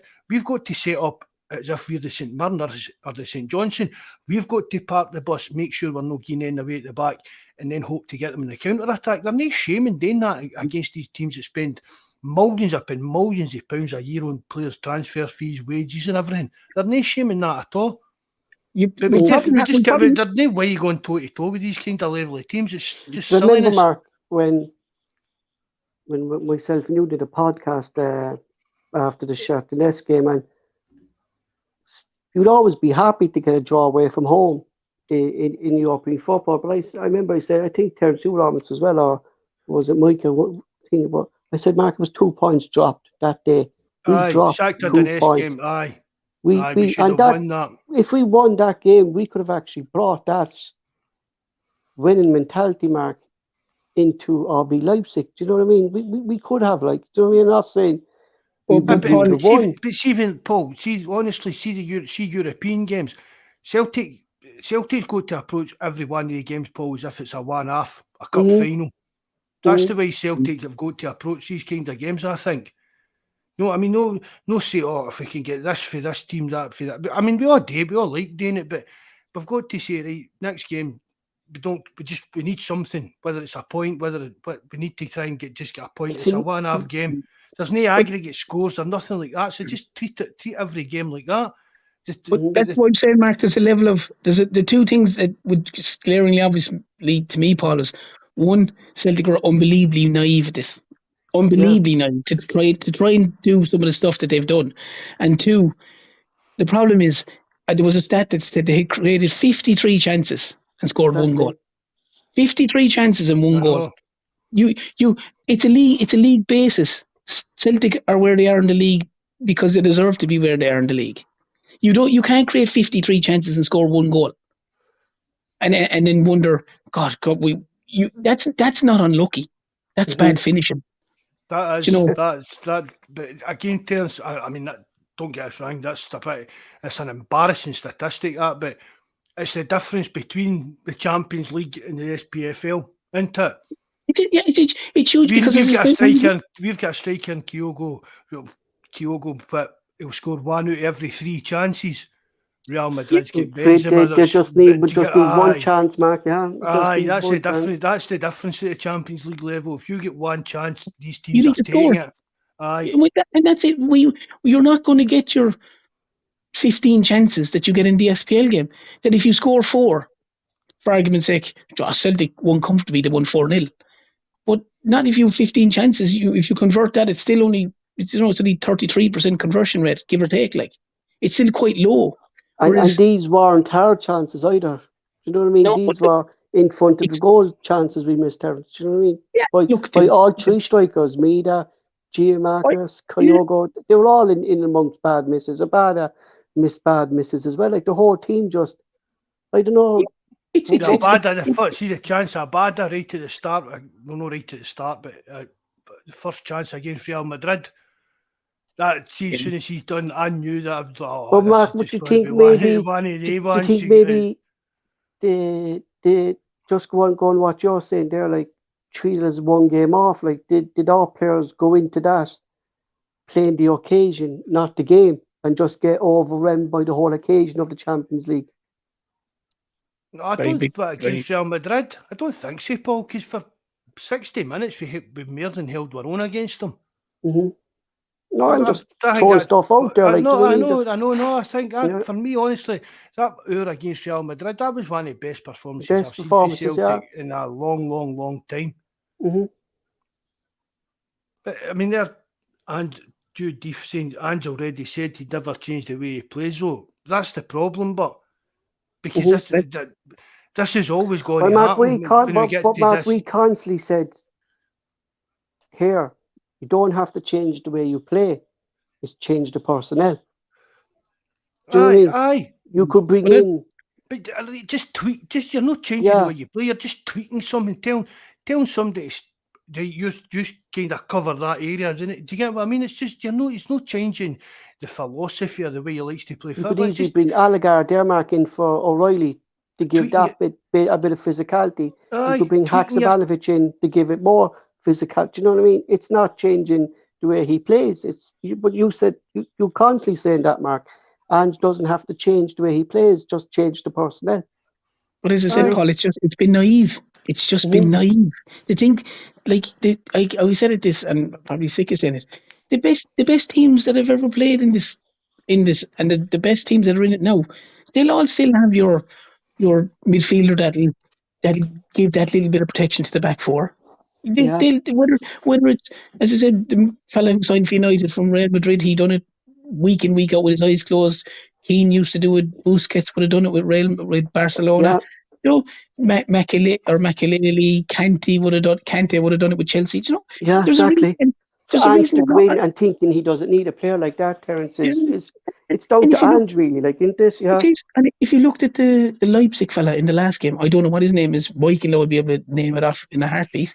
But he was spraying passes all over the pitch. The fella who was in that position for them. And he broke up play, and he was pinging passes left and right. I think he put the first ball out of play in about the 90th minute. He had an unbelievable game for them. So, like, and he's given that extra protection to the defence. And look, he's not going to do it. So we'll talk about this again the next time, and again the next time, and again the next time. He's just not going to do it. That's not in his DNA. He doesn't see a reason for it. And look, fair enough. That's his philosophy and that's his belief, and that's fair enough. But you're just leaving yourself open to getting hidings and problems. And I mean, this is going to can we go on like this, right? Are we the next 3 or 4 years? Are we going to be happy with just winning the league, getting into the Champions League and getting pumped? Winning the league, don't want us to get Champions pumped, League and getting pumped. But that's what we're going. That's what's going to happen, Paul. I know that. And that's. I mean, it's embarrassing, like, Mark. It really is, like, Celtic supporter or not. Like, you know, when I was embarrassed when we got pumped under Brendan Rodgers when he taught us. You know what I mean? Brendan Rodgers going out toe-to-toe with Barcelona and PSG. I mean, it's craziness. It really is just craziness. And if Ange's that stubborn, in the long run, it's going to cost him. I said to Mark, he'll wind up, and I like Ange, but he'll wind up being remembered as the manager that won the league for Celtic. The same as Ronnie Dahlia, the same as Neil Lennon, the same as, fellas might call lesser managers. I'm not saying that Ange wants to leave. And Neil Lennon's got a win over Barcelona on his CV. But what I'm saying is, but what I'm saying is, people will look at. And still talks about it. Yeah, I know, but like, if you like, the problem is he has the tools at his disposal to allow him to not put himself in that predicament, but he just doesn't seem to be using them. In the sense of, like, yeah, he might say, you don't necessarily need a whole midfielder in every game, blah blah blah, in this SPL or whatever. Fair enough, but it's like we said, Box clever. Like, you're playing against Real Madrid, you're playing against Leipzig. The reason there's players playing with Real Madrid is for a reason. The reason they're playing with Celtic is for a reason. Right, exactly. There. I'm not trying to be disrespectful to any of the Celtic players by any stretch of the imagination. I'm not. But there's a reason that players play with better sides, because they're better players. Aye, I mean, it's like you can't. I mean, it's like we're going about Jota and Abadan, people like that, but they're playing with, as you're saying, Terence, they're playing with Celtic for that reason. They'll dream about one day playing for like Real Madrid. Or if they can't provide on the big stage, Mark, or not. No, but that's kind of their kind of dream. So there is levels, but so you've got to go. It's like it's like me going out to take on Bruce Lee with a square go. I'm not going out without a baseball bat with a nail through it. Do you get what I mean?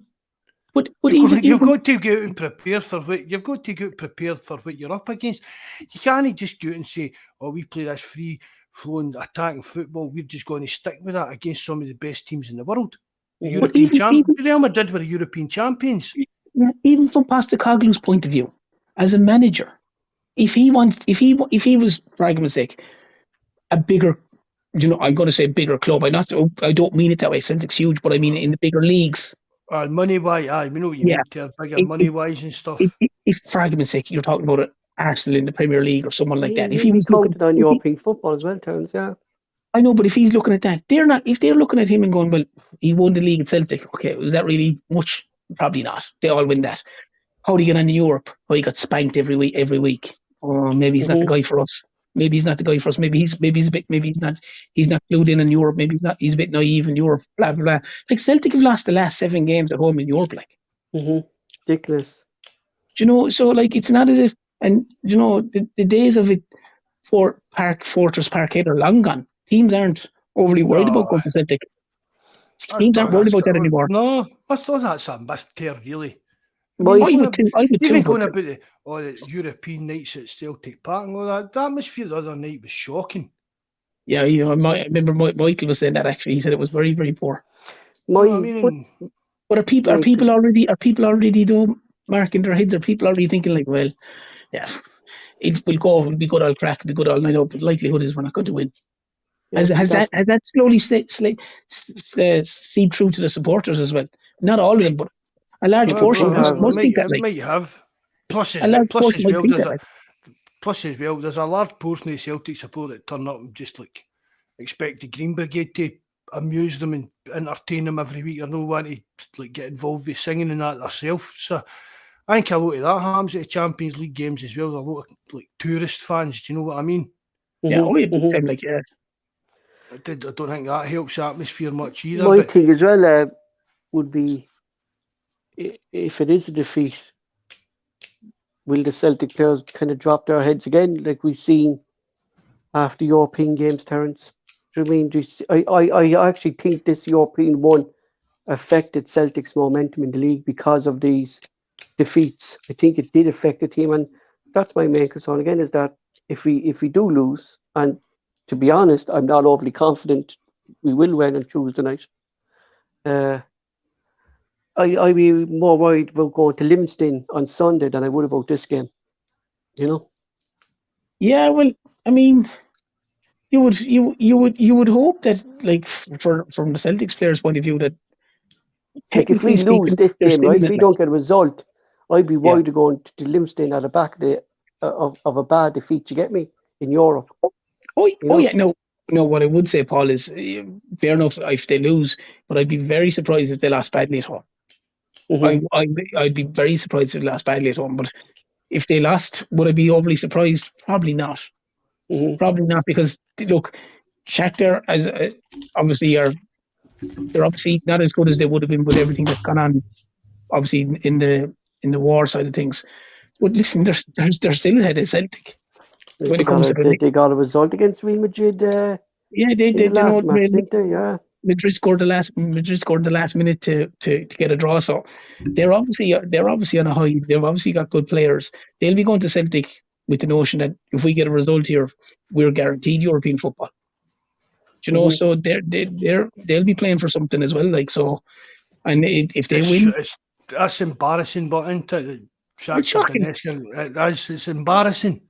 Yeah, it's shocking. It's shocking, but it's all the Celtics are making, Mark. The league doesn't lie. Do you know, the league doesn't lie? I mean, do you know what I can't understand here, right? Matt, we're playing on Tuesday night, right? And Rangers are playing Wednesday night. But Rangers then are playing Saturday and we're playing Sunday. Do you know what I mean? I just don't get that. Like, normally it's the other way around, isn't it? The team who kind of plays. Yeah, but they don't like playing. They don't like playing after Celtic, Paul. You must know that at this stage. They don't like Rangers don't like having to play a game after Celtic if they've Celtic got a result. They much prefer to have this playing beforehand. That'll be the TV, but Paul, your game's probably been moved for TV. Yeah, probably. Because we're away. What do you think, Mark? Do you think we'll get a result, or like I'm more worried about Livingston away next Sunday than I am actually about this game. You know, this game actually at the moment kind of. This is a game we should be winning. If we can't beat Shakhtar Donetsk at home, that's a big red flag for me, really. Yeah, and that's what would concern me, Mark. If we can't beat them at home and we're coming in away to Livingston on a defeat against the team we should be beating, like my thing is like the heads could drop. Do you get me? Like Livingston's a tough place anyway to go to, you know. I'm not even thinking of Livingston game. I'm just more concerned about Tuesday. I don't think I really don't, Mark. I think I don't know, just the way we are in Europe at the moment, what we're just talking about there. Yeah. I'm not wrong with saying you think Celtic's no, I think we will. I think we will. I really, Mark, I can't see Ange. That would be a pure I kind of agree with you, Paul. I don't see Ange doing it. Could go either way. Yeah, I don't see Ange doing. Like we've talked about it throughout this Champions League campaign. What Ange needs to do, and he's not doing it. He's not going to change. And Shakhtar would know, Mark, that the space is going to be there for them. Getting back to the Bodo Glimt game in that, Paul. Do you get what I mean? Even not just even that game, just over the years of many times I've been on about, we come up against these kind of well organised teams. They're well drilled, they're well coached. They know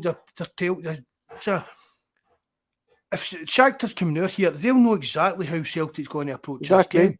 And they know Ange won't change it, Mark. Yeah, that's exactly. So there's no element of surprises. It's not right. It's like, see, if you're Real Madrid, you can go out there and play anybody in the world and play your game. Do you get what I mean? Because Stern says the players that are Real Madrid, they have the players to do that. Mark. Yeah, exactly. Aye, but Shakhtar's going to come out here. Their manager is going to know exactly how Ange is going to set the team up and how they're going to play, and he'll just come up with a plan to counter that. Whereas Ange, we saw that, Mark, with never tries to counter what other managers are doing. We actually saw that of just what you're talking about there. Roos for RB Leipzig, he knew exactly how to exploit Celtic space in that second game because he knew the way Andrew played and he knew how to counteract that. Do you know what I mean? He knew exactly how. You know. But that does that show you there is a bit of a kind of difference at levels even between like Ange, you know, like the top managers, because that Rose is a top manager and no disputing that. He's turned them about and they were garbage at the start of the season. See if we'd played them in the first Champions League game, we'd have beat them. The RB Leipzig. Because Shakhtar beat them, that was a thing. If we beat them then, with that last manager had was a pure diddy, we'd have beat them that first game. But Bawz has come in and just switched everything about, and that, again, it shows you a sign of a good coach. But good coaches do tweak their teams to suit the opposition and stuff as well, and that is going to end up Angie's ultimate downfall, I think. Mm-hmm. Oh, well, 100%, Mark. It's got But is it- it's, but it- stubbornness. It's a stubbornness that he doesn't need to. We play that many teams, like inferior teams in Scotland. There's plenty of time for Ange to experiment with different formations and different ways of playing the game and that. But unless you're at the very, very top level, you can't be that arrogant with your tactics. You can't. But to think that you could say to yourself, I'm not quoting him or anything, but to think that he could technically say, I'll play the same against St. Mirren as I will against Real Madrid. Yeah, Terence, yeah. Aye, exactly. And I'm not being disrespectful to St. Mirren or anything, but you're kind of going, that makes no sense, like, so it does in Terence, yeah. That doesn't make any sense in any level of sport. Mm-hmm. It's like, it's like, for argument's sake, if I went out and I was playing golf against Michael or Michael's dad. Michael's dad's scratch golfer. Michael's off 2 or 3. 2 unbelievably good golfers. If I went out with a blasé attitude and just goes, I'm just going to go out now and not bother and just hit the ball and hope for the best, I'd be in after about 10 holes after getting my ass handed to me. Whereas if I go out and I'm playing Michael, I really need to focus. I know what I have to do, right? I have to make sure I have to do this to compete with the guy. Lana Wolf was in after 10 holes last night. Sorry, just came out. Would Lana Wolf know? But you have to cut your cloth accordingly. And like, it's Champions League. Celtic don't get into this every year. And now the coefficient and everything else they're talking about, that's going to get an absolute hammering after this season. Of course it will, especially on the opposite side of the city. Yeah, that there may not be an automatic qualification space available because the teams that are just below them or the countries just below them are all winning points.